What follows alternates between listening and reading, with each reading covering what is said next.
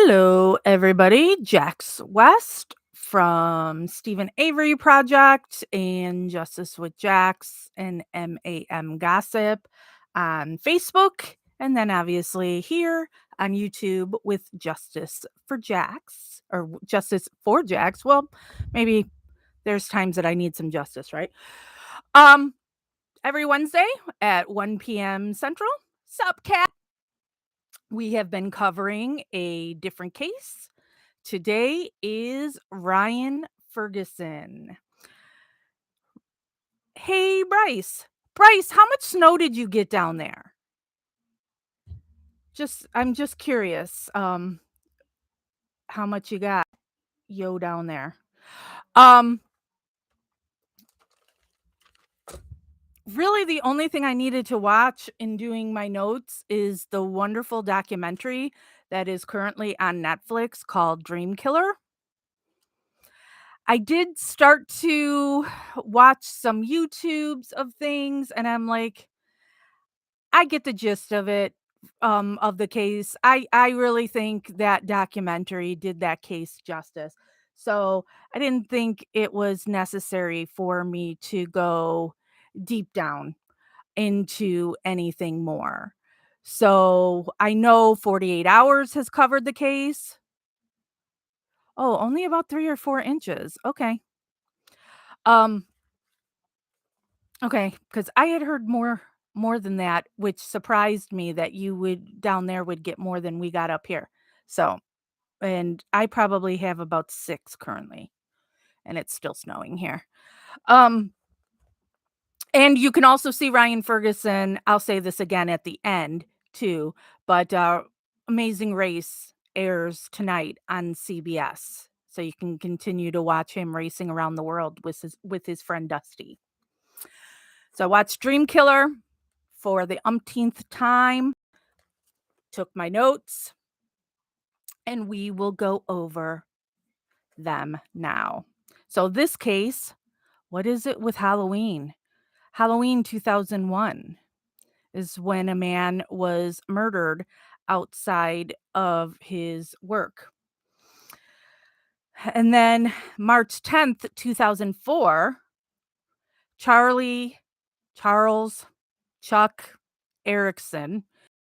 He was called Chuck at the beginning of this case, but I know he goes by on. Oh, okay, Shimpy. Yeah, I'm not for sure. I'm just going off of when I walk to my mailbox. um, so he goes by Charles Erickson on his social media, but at this time he was called Chuck. So on so 3 years after this guy is murdered, they get a call and talk to Chuck Erickson on March 10th. Chuck then takes the cops. Also, that day, they then go to get Ryan Ferguson and they follow him home and then take him into custody or and take him in for questioning. The documentary would flip back and forth. You would see Chuck being interrogated and you would see Ryan. And Ryan, oh, cat. um, Ryan was asserting himself from the get go, wasn't there, didn't do this. I can't speak for Chuck. Was he there? Was he not? I don't know, because also this was 3 years ago. I'm not sure what happened 3 years ago, but I didn't do this. And the cop was being a jagoff to Ryan. And so one of the things that the cop said to Ryan that I wrote in my notes was, "Chuck's story matches the evidence, yours don't." Um, but Chuck right away when he's being interrogated and, talking to the police, he tells them he read about the case in the newspaper. So, from the get-go, this guy knows some things about the case that was in the paper. Um, the cops are doing the manipulating both guys. They don't care which one talks, they just want one of them to say something. So, it to manipulate, Chuck, they were saying, "Ryan doesn't care about you. You need to say this before, whoever says it first is the one that's gonna get the deal. Um, Ryan doesn't care if you go to prison for the rest of your life." So, of course, Chuck blames Ryan. 4 hours after they've been talking to Chuck and getting this story from him, then they go and talk to Ryan. And now they were trying to play good cop with Ryan.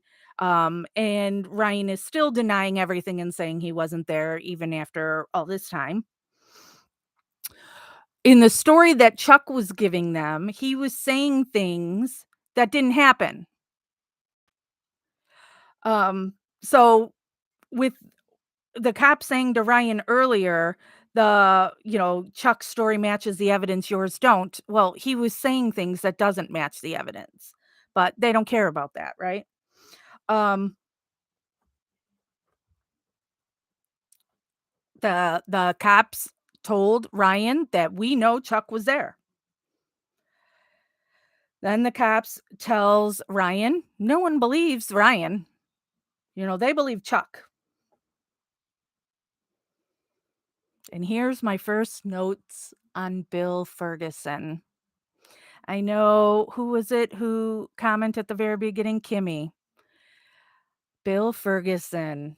I love this man. The very first time I saw this documentary, I'm like, I want to be this man when I grow up. And this documentary to me just, I mean, sure, we're seeing a story of injustice and righting some wrongs and all that, but the overall message is the love of this father for his son. I just think is beautiful, especially when you follow the Stephen Avery case and you see that mess of a family and what they've done to the case. It it and I knew of the Avery case before I saw anything on Ryan Ferguson. So it was just like, wow, look at that. Bill Ferguson is, um, just amazing. Um, so the first time I have in my notes anyway, Bill Ferguson in the documentary, is people were going to him and wanting him to comment on the case on tape, and he wouldn't do it. He wouldn't talk to anybody. Since the boys, back when the case had happened in 2001, they were 17 at that time, they were still going to charge them as adults, and they were charging Chuck with second degree, and Ryan Ferguson was getting first degree because, Chuck, of course, who is the one who doesn't know for sure, he's having these dreams, these flashes, and he's seeing these things, um, but it's Ryan who did the killing. You know, so I so so these 2 boys would have never been looked at for this crime at all because there's no physical evidence from either one of these boys ever. Cops never would have looked at them, questioned them, nothing. They were not even a tiny little speck of an interest in this case, but Chuck is the one that's going to them, but then also pointing the finger at Ryan Ferguson.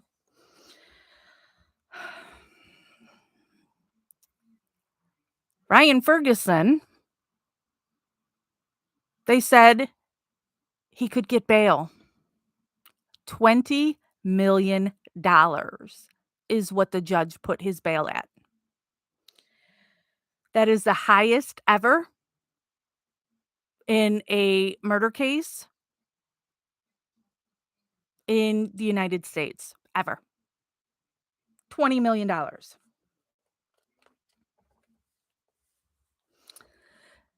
Then in December of 2004, Bill Ferguson gets all the discovery from the case, which was 11 boxes. And discovery is all the evidence, and then he's just pouring over all of it. Ryan's trial finally happens 18 months after he was arrested. Again, no evidence other than Chuck's confession. So just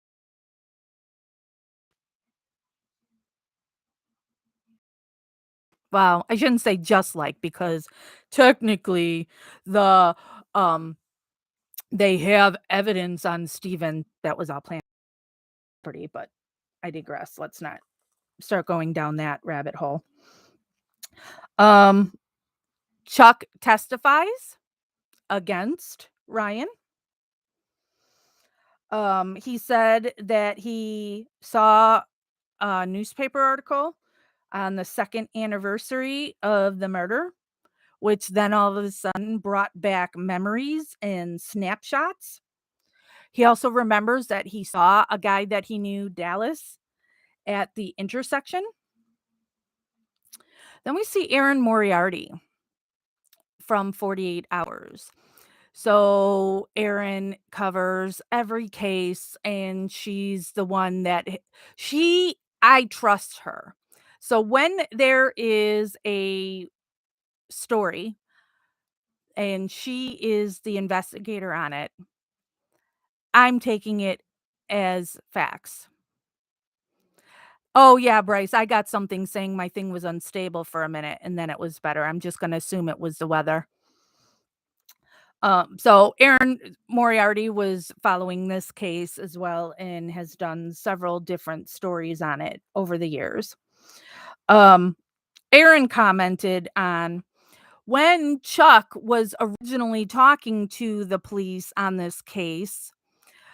His memory was sketchy. He couldn't remember everything, but now all of a sudden on the witness stand, he becomes a polished witness.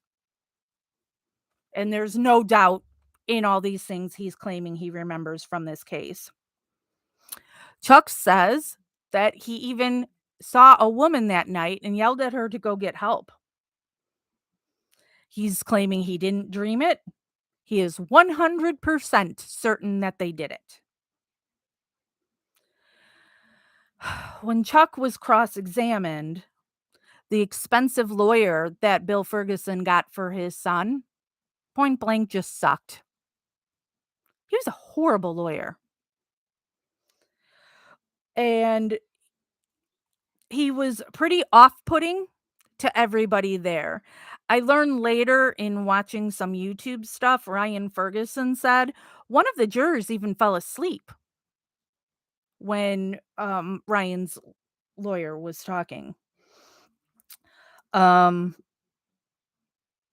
Ferguson wanted the entire interrogation of Ryan shown in court. And all of it when Chuck was interrogated. And he says it's clear when you watch the full interrogation that Chuck was spoon-fed information. But the quality of tape that Ryan's lawyer had was crappy. So it was hard to see and hear it. Then Bill Ferguson found out that the defense lawyer never even went to the crime scene. And when he used this big board with a map of the location of the crime, the map was all wrong. Wasn't labeled, didn't have it was an older picture, so he's saying some restaurant is one place and it was really someplace else. It was just causing a lot of confusion, and Bill was livid because this is something that he offered to help with. "I'll label everything." And the lawyer's like, "We got it. You don't have it." It just totally ineffective assistance of counsel. Um, the state, on the other hand, even though they're lying, "Hey, Stephanie." Even though the prosecutor is a lying sack of shit, he had a correct photo.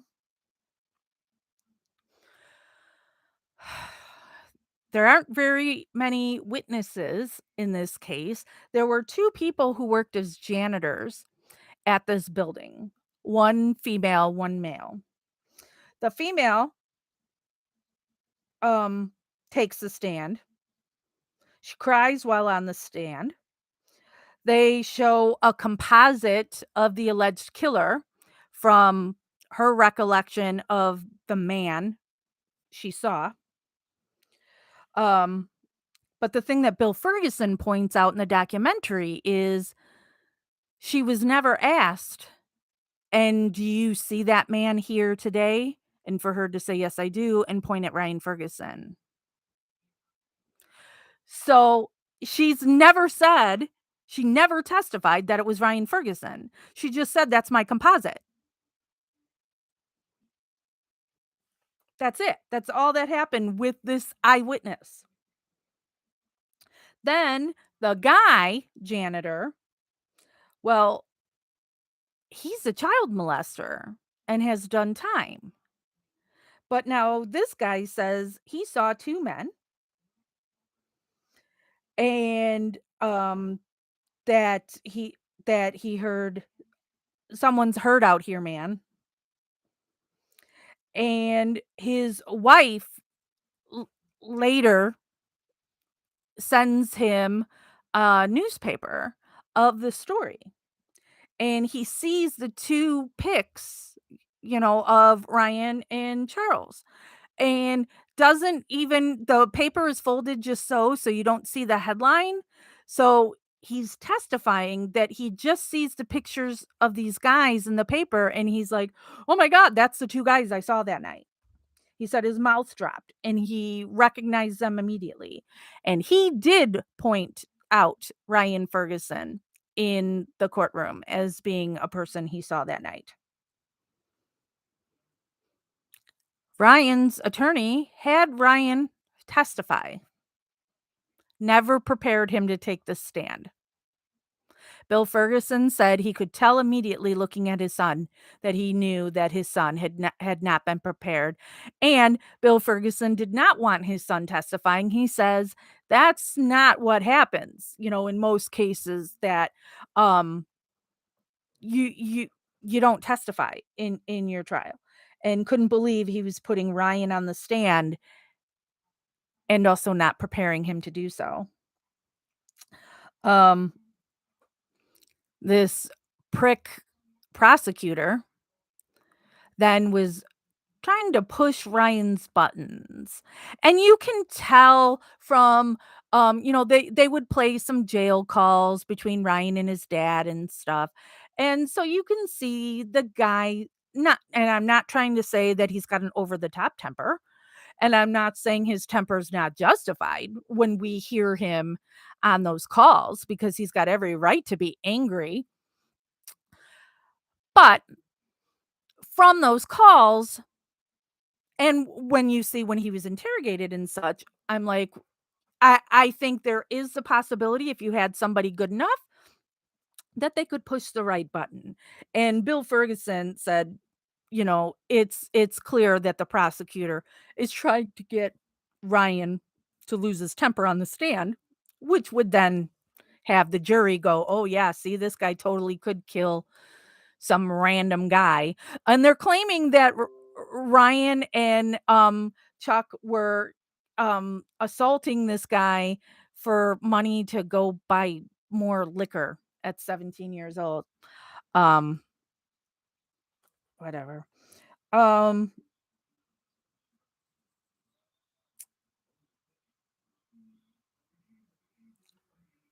something in my notes that I thought was an interesting thing that Ryan said on the stand is, "I never thought I'd be tried for a crime I didn't commit. Have you?" And then the prosecutor, you know, condescendingly says, "I didn't commit one." And then Ryan said, "I didn't either." And I was like, "Boom, drop the mic." I thought that was a really good one. It only took 5.5 hours for the jury to deliberate, and they came back with guilty of second-degree murder and guilty of robbery in the first degree. Ryan cries. The family's allowed to give a statement on the stand. So, of course, we hear from Bill Ferguson, who says he is totally convinced that Ryan is innocent. He says he is an amateur at these things, but he's going to have to learn. I'm going to prove it. And then he says, if Ryan goes to jail for the time that they're saying he could get, I'll never see my son again, which got my tears flowing. Ryan was sentenced to 30 years for the second degree and 10 years for the burglary. And we see his family cry. Bill Ferguson talks to the press and uses the line, "We have just begun to fight." Bill Ferguson then goes to the crime scene at night during the full moon when it's 60 degrees, which is the same conditions of the night of the murder. He would be there from like 1 a.m. to 4 a.m. Then he starts doing that every day. Every night that man is walking the crime scene, looking at everything from every angle, every single night. When reporters would write something claiming Ryan is guilty or having the facts wrong, Bill would say, "Hey, come walk the crime scene with me." Then he started regularly giving tours to people. Anybody who wanted to come to that crime scene and meet with Bill Ferguson, he would walk the scene with them and talk the scene out with them. School even brought 2 busloads of kids to take his tour of the crime scene.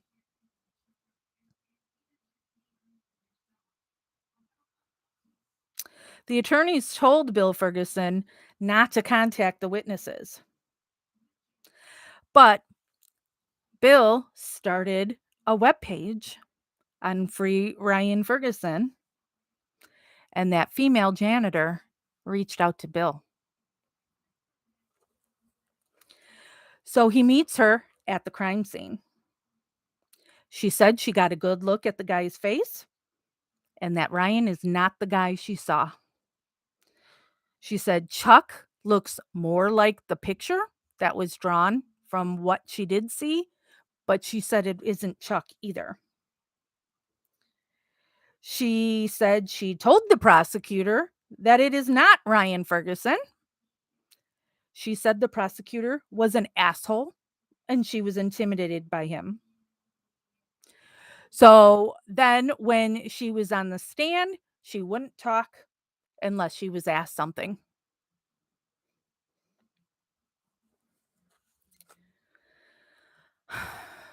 Now in the timeline, Ryan has been in prison for 3 years. He's 22 years old. There he sits. Then we jump to 4 years. He's been in prison. We hear about that guy Dallas that Chuck said that he saw at the intersection. That this guy Dallas was at a red light and that Chuck saw him there at about 2:30 a.m. So Bill Ferguson is at the crime scene at 2:30 a.m. looking at that light, and then it literally flashes before his eyes. flashing yellow. And I don't know if everywhere around the world has this with their lights, but here in the States, a lot of places late at night when there's not a lot of traffic, the light will flash yellow, meaning stop, look, and then go. Y No red light. It just flashes yellow, and it'll do that every night from X time to X time. It's on a timer, just flashing yellow. So by seeing that, you now know there's no way that Chuck would see this guy at a red light there. There's no red light. It's flashing yellow.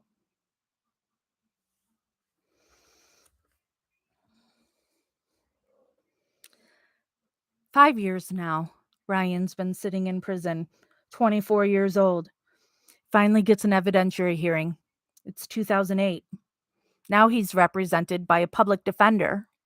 Bill Ferguson thinks it's a decent public defender.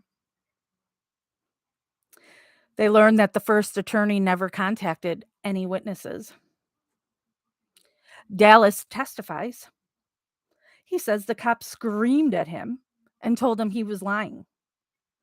And so Dallas said he told them whatever they wanted to hear so he could leave. But he said he knows for a fact he wasn't driving there that night because he didn't have a driver's license or a car. He had a conviction. So, no red light, no Dallas, no car. None of that happened. And he said he never saw Brian and Chuck that night. The female janitor testified. She told them that she told the prosecutor and the police that it wasn't them. She said the prosecutor scared her, made her feel like she was wrong.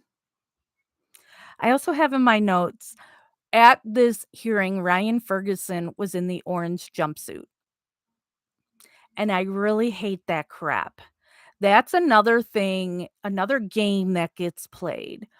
And by making the accused look like a criminal by having to wear the orange jumpsuit or the black and white striped jumpsuit. And in order to be able to wear civilian clothes, you have to ask permission to do that, and you have to do it X amount of time before the hearing and to be approved in all of that. So if you don't ask in time too for the permission, now you can't do it, and of course, it can be denied. So, and those are games that was played with Steven. You'll see lots of pictures of Steven in different prison jumpsuits, and it's all to make them look guilty. I don't like that stupidity. We see Ryan's mom. She talks about how Ryan was allowed a food visit once every 4 months. So that meant when she would go to visit, she could bring in some outside food for Ryan to have, which is, gold for an inmate. I wish Miss Melissa Kaluzinski's prison did that.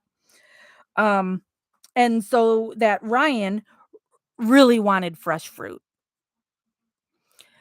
And eventually the prison then took that away and said inmates could no longer have fresh fruit. And so just like Bill Ferguson, there's Ryan's mom too, just doing what she can for her kid, and so she brought him in some spinach and had cut up a fresh peach and hid it underneath the spinach, and she didn't do a whole lot because she assumed it was gonna get found and they'd be caught, and she'd be made to throw it out, so she didn't wanna put too much in there, But I just love that. I mean, and Ryan could have got in trouble for it, you don't realize all the things that you could do that an inmate could get in trouble for, like, it really bothers me when people talk to Steven or Brendan on the phone and they record it and then they put it on YouTube. Do you know they could lose their phone privileges forever for that? It says right on the call, you can't record it. Can't do that. They can be punished for that. You don't do that, but people do it because, they want followers on YouTube. Um, so the inmate gets punished for the families if the family does something wrong on a visit, so the visitors have to make sure they behave too, because if I do something wrong, Melissa could be punished. Um, and you're assigned where you sit in a visitor's lounge or whatever you wanna call it, visitor's room, and she said that she had to sit right underneath, the where the guards were, and she's like, "Oh, no, we're totally gonna get busted on this." But then they said, "Oh, we're gonna move you over here towards the back," so they got to get away from the officers to make and it would be harder to see what Ryan was eating, so they got away with it.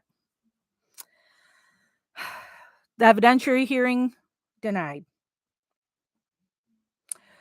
Um, the judge said the witnesses have no credibility now because they said one thing and now they say another. So was using that as an excuse that no credibility. A girl that Ryan knew, I don't know if this was like his girlfriend, or just a girl he knew, saw Kathleen Zellner on the news solving another case and told Bill Ferguson about the case or about Kathleen. Then we see Kathleen Zellner. She says she watched the case on 48 hours. And when she watched it, she looked to her husband and said, "If they reach out to me, I will take this case pro bono." She could tell that Ryan was not properly prepared to testify. And as luck would have it, Bill Ferguson called Kathleen Zellner. Kathleen says to the camera she doesn't like to lose. um, I was trying to keep most of my notes from the documentary just on covering the case. And so if you've never seen DreamKiller, I still recommend, even though I'm going over a lot of what you saw on it, there's a lot more that was in there that talks about Ryan's family, their family history and Ryan's experiences in prison. But I thought this was a sweet story that I put in my notes there was Ryan, his bunkie was this really tough, scary guy that Ryan was kind of intimidated by. And Ryan had just gotten his TV because of a lot of prisons, you can have a TV in prison, you have to pay for it and you get headphones or whatever. So all the different people in the room could all have their own TVs but be watching different things. But the other guy didn't have a TV. And Ryan really likes to watch rom-coms, and The Notebook was on. And he was kind of uncomfortable and didn't want this tough guy to know he was watching The Notebook, but then the tough guy wanted to watch it with him, and they both cried. And I just thought that was so sweet. And the Notebook, I know people hear about that so much. I used to, you heard so much about that movie that I refused to watch it because I'm like, this has got to be so stupid, all these people talking about it or whatever. And one day I had nothing to watch, and I'm like, all right, I'm gonna watch this. And I freaking love it. It is such a good movie. And I just thought that was so sweet. Um, Kathleen says that Bill Ferguson is the most unusual father. Um, because of his persistence in fighting for Ryan. Now we're at 6 years. Ryan's been incarcerated and is 25 years old. Chuck sends him a letter. He told Ryan to have his lawyer, Kathleen Zellner, visit him. So Kathleen does, and she tapes it. And that's where Chuck tells him, I don't go by Chuck now, so call me Charles or Mr. Erickson. Kathleen was expecting him to say, I did this alone. Ryan had nothing to do with it. Or no, sorry, I'm saying that wrong. That we're both innocent because she said that's what the evidence points to. But instead, Chuck is saying, I did this. Ryan didn't have anything to do with it. Kathleen didn't think that made any sense whatsoever. Chuck tells the camera, or Charles tells the camera, he thought the only way he could help Ryan at this point was to take all the blame and that he couldn't live with himself anymore.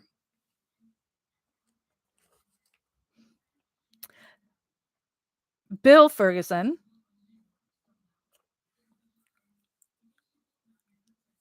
then realizes nobody's ever talked to that male janitor's wife who had allegedly sent that newspaper article to her husband.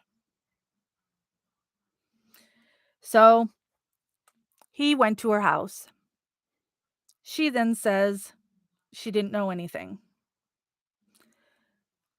Eventually, she does say she didn't send or even have that newspaper. So, Bill Ferguson again uncovering another lie. Now we're at 8 years. Ryan Ferguson has been incarcerated and he's 27 years old. Kathleen says there's also 7 unidentified fingerprints at the crime scene that nobody seems to care about. Sound familiar? This case was in Missouri. Kathleen Zellner is from here in Illinois. They really didn't like a lawyer from out of state coming to their playground. At this point, that prick prosecutor is now a judge. On goes my political hat. We are in the midterm elections. This is why it's so important for you to pay attention to everybody running for office all the way down your ballot. Flip your ballot over all the way down your ballot. When somebody like this, who was a prosecutor, is now running for judge, judges are elected, he should not be voted in. Kathleen says they tried so hard to get her legal team disqualified from the case. But as what happens, you lose against Kathleen Zellner. Chuck says the police took advantage of the fact that he didn't really remember things. They told him that Ryan was making a deal, and they gave him false police reports. It's another thing that I believe should be 100% illegal. Cops should not be allowed to lie to you to get you to confess to something.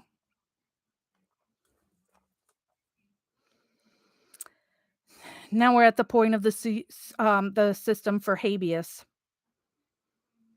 Um,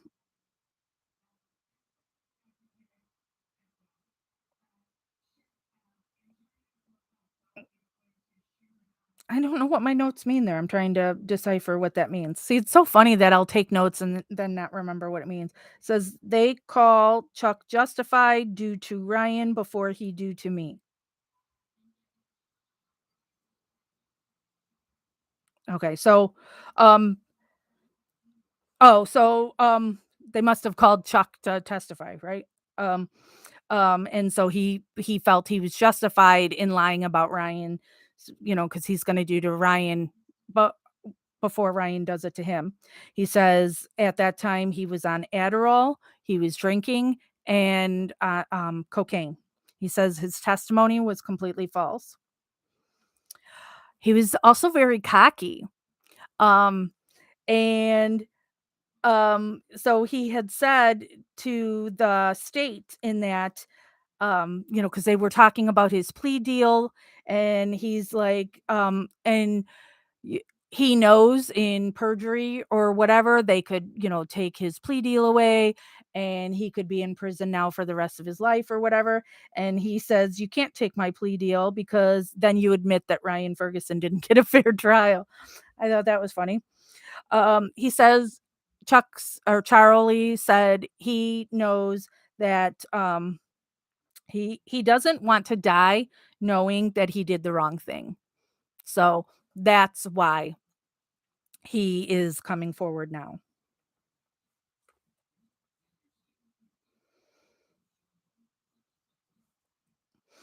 Um, that male janitor, he didn't want his wife to have to testify now. So he testified this time. And he said they needed him to identify Ryan and um, Chuck, and pointed to the pictures on the newspaper for him when they were talking to him. He said he felt very intimidated. He said it was false. He did not get the newspaper from his wife. He said the prosecutor made up the story for him to tell. The guy cried on the stand. He said he knows he could be charged with perjury, but the only thing he wants is forgiveness from Ryan and his family. And Ryan tells the camera, how can you not respect a person for that? And that's another time where I just cry, ugly tears, because Ryan Ferguson has been in prison at this point 8 years for something he didn't do by this man's testimony. And he's right away going to forgive him and understands what was done to that man to get him to lie in court. The prick prosecutor has to testify. He claims everything was unsolicited and that the guy janitor had said he could identify them. He said he didn't give him the newspaper. Um, Kathleen had the newspaper and showed it folded, and she said, the it was very important for this story to be you don't see the headline because it would be better and a better ID from the witness that he knew it from just seeing the pictures, not the headline claiming those are the guilty people. Kathleen tells the camera that she knew they won this case because though they only had the two witnesses and now they both admitted perjury.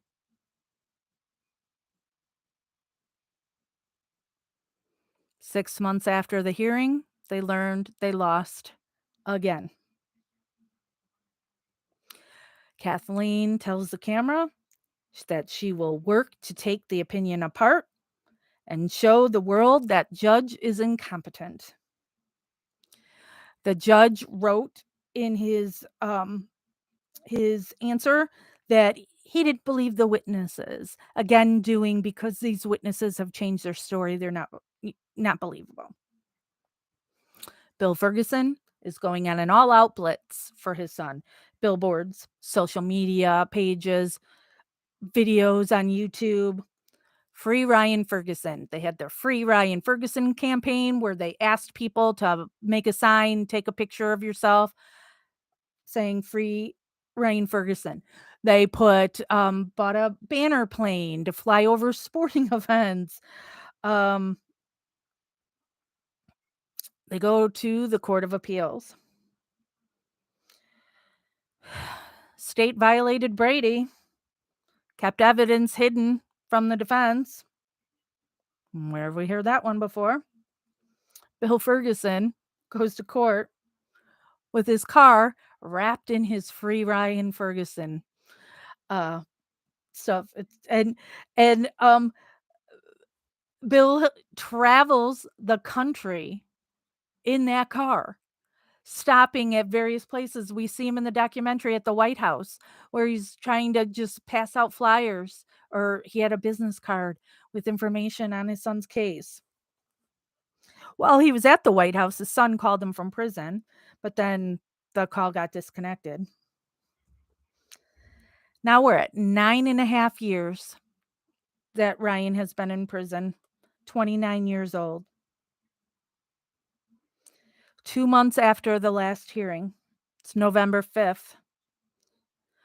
Ryan's parents are together and they're being interviewed by Aaron Moriarty for another 48 Hours episode when they get a call from Kathleen Zellner. You hear Bill saying, "Today?"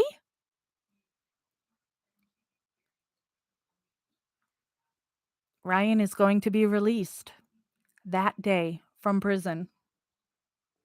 Press is all waiting outside.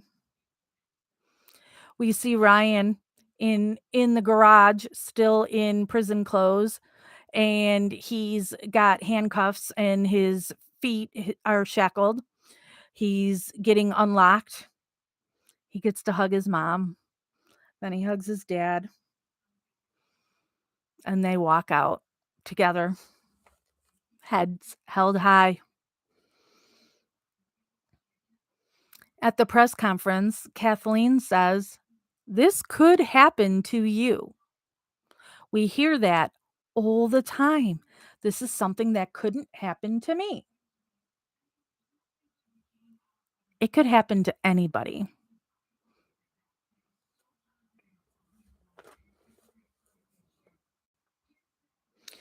Bill says, until we become actively involved, there will always be corruption.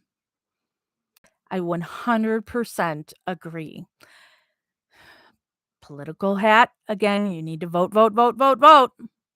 You need to vote in primaries. You need to vote in the midterm this year. You know, there's so many people who are they only vote in a presidential election. You're not voting for the judges. You're not voting for the sheriffs. You need to pay attention to those things. And some of these people, they don't run for judge first. They could be running for your school board, your county board. They run for any position just to start their resume and working their way up. So you need to look at these people. They should not be in office. Then, when people are elected, you need to be on them, on the state's attorneys, on the governors for things like this. We need to change how this stuff is handled. This prosecutor should be in prison. Cops should go to prison. They shouldn't be protected because of their line of work. If you're bad, you're bad. And so until these attorneys and judges and cops and everybody, until they get repercussions for planting evidence and forcing false confessions, they're going to continue to do it.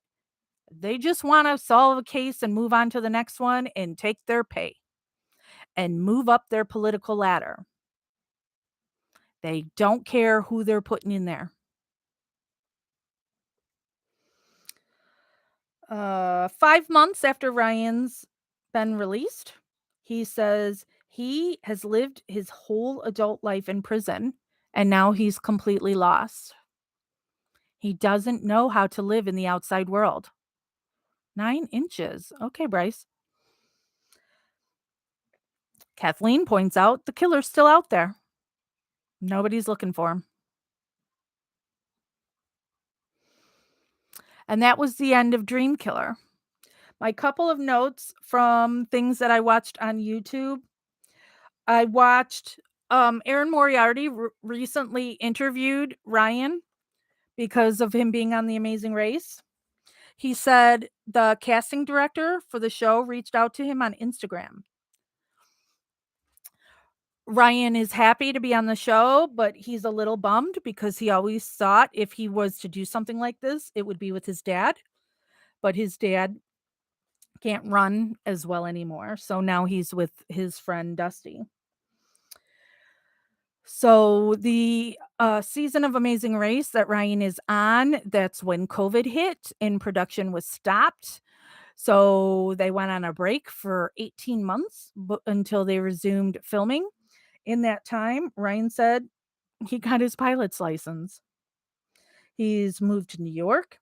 He started a podcast called Prison Counts that we share a lot of this stuff on our Justice with Jack's Facebook page. And he's also started a real estate career. Real estate is what his dad did. Um, Another YouTube I watched was after Ryan's wrongful conviction case, and he was awarded his millions of dollars.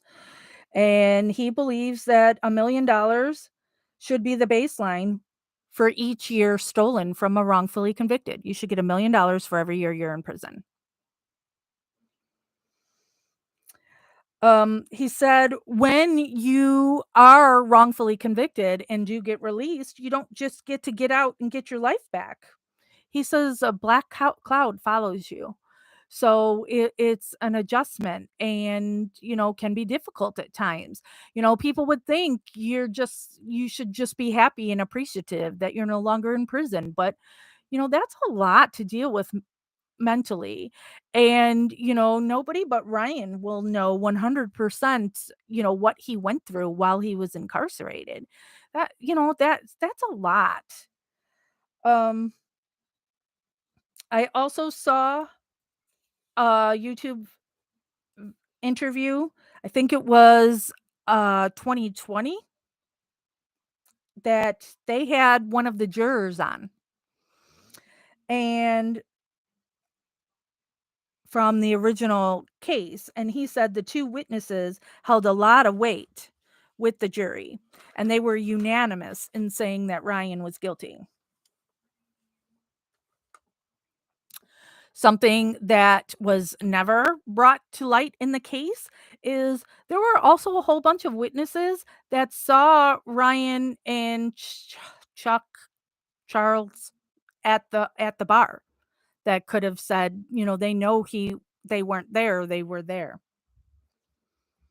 And this is when the juror said that Ryan's lawyer was a bad lawyer, and the juror would like to apologize to Ryan Ferguson for him being convicted. And that is everything I have for the Ryan Ferguson case. It can happen to you. Look at that. No evidence. Again, just somebody saying me and him did it together. Ryan asserted his innocence the entire time. Story never changes. No DNA. Nothing. Coerced witnesses. One of which a child molester. Of course, he's going to do whatever police tell him he has to do. He's afraid they're going to put him back in. So you need to lawyer up. Anytime you are interrogated, you have to ask for a lawyer. But that's not the end all be all, because we know from the Brendan Dassey case, you could be assigned Len Kaczynski. So not all public defenders or ones that are ordered to do their round of cases are going to care about you.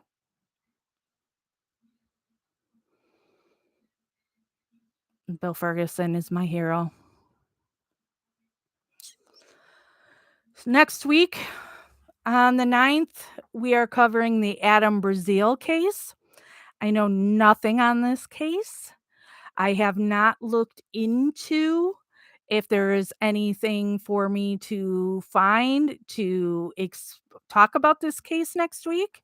So if you have anything that you can suggest it to do homework to be able to talk about the Adam Brazil case, please send it my way. You can post it on our Justice with Jax Facebook page or group, or you can email it to justicewithjax@gmail.com. Adam Brazil has recently hired Kathleen Zellner. His conviction has been overturned and he is free and has been for a couple years now. Is it a couple years? It's not that long ago that he got out. Um and now it's time to try and make them pay literally for convicting him. So I'll see what I can find and talk about that case next week. Brazil is Brasell or EEL, sorry. Braz Eel. Braseel. Adam Brazil. I know there's a Facebook page for him. There's gonna be a supporter of his has been filming a documentary or whatever about his case forever that is called Fear the Hills. So Google Fear the Hills or look on Facebook on Fear the Hills if you will find the information on that.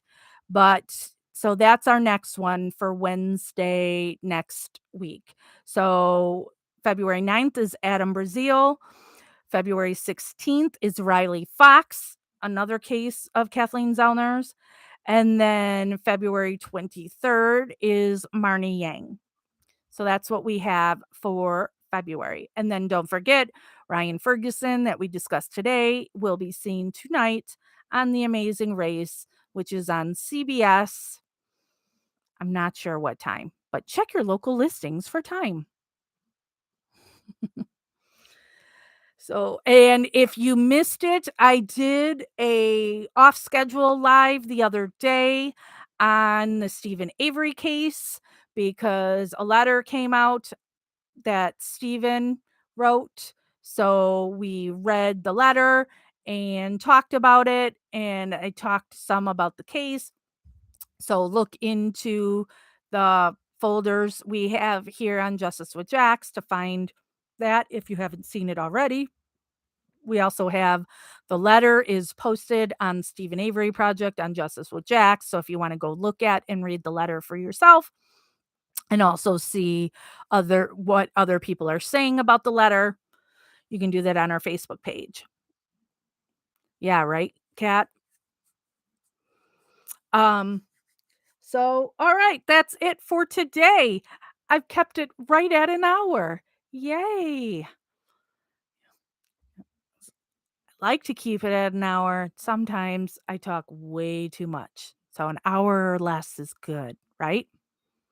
So join me next week, Wednesday, 1 o'clock, for Adam Brazil.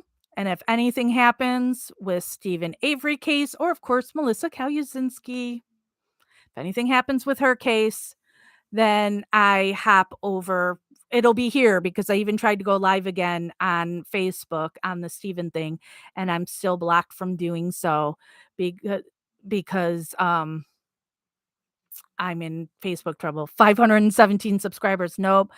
Jeff's got over 1,000. So, but thanks for the reminder, Bryce. People need to like and subscribe. And I guess also if you subscribe, you're allegedly supposed to get notified then when I go live.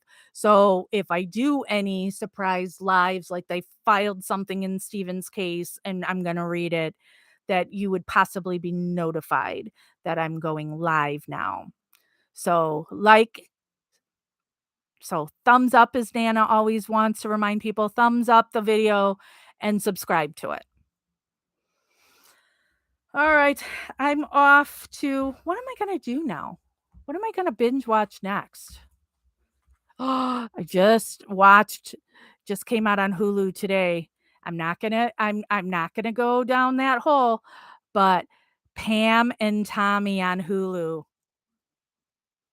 just came out today. only 3 episodes are up, and then it'll be a new I think there's gonna be 8 episodes total, and then the rest of them will just be the new one will drop each Wednesday. Watch it.